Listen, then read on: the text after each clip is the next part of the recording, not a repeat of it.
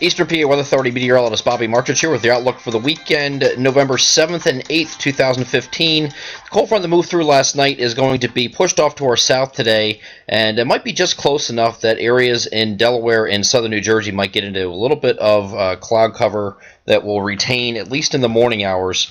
So we'll allow for even an isolated shower here in southern Delaware before this front moves to the south here. We're going to move this head to the next frame here and show you the afternoon. You can see this start to move down to the south here. Again, clouds will still linger most of the day here on Saturday because of that front being in such close proximity, but areas to the northwest should be partly cloudy.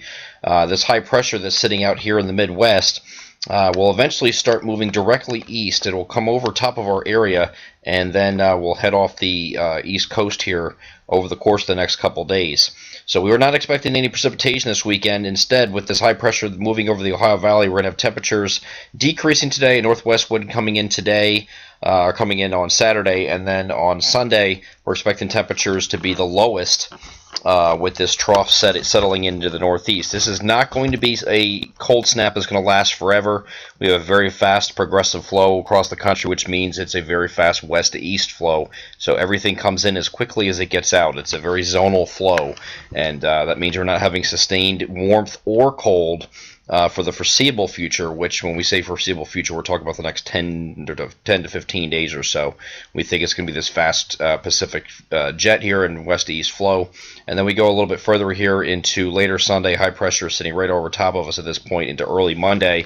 So another cooler day on Monday, but the high pressure is going to settle off to the east here. Now, if you remember on Thursday, had a very similar setup to this. We had high pressure off to our east, and around the periphery of the high pressure, this mess down here by the Carolinas, which is expected to be there again, parts of that will start to rotate through, but when it does and it gets up here, it's really strung out, and there's nothing really left other than isolated showers later in the day on Tuesday here. So we'll show you that, what it looks like.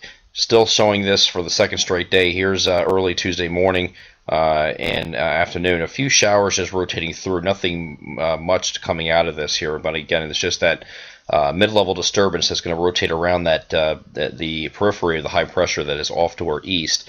And then we have a nice day here on Wednesday, it looks like, after this system moves out of here. And then so a partly cloudy day in between. And then another cold front will come on Thursday and might bring a few showers later in the day. Here's your cold front associated with it. Again, this has been the theme lately here.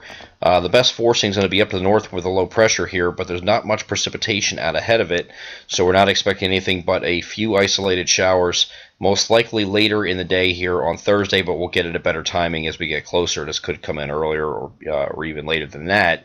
In the coming runs here, we'll see how that adjusts with as far as timing is concerned.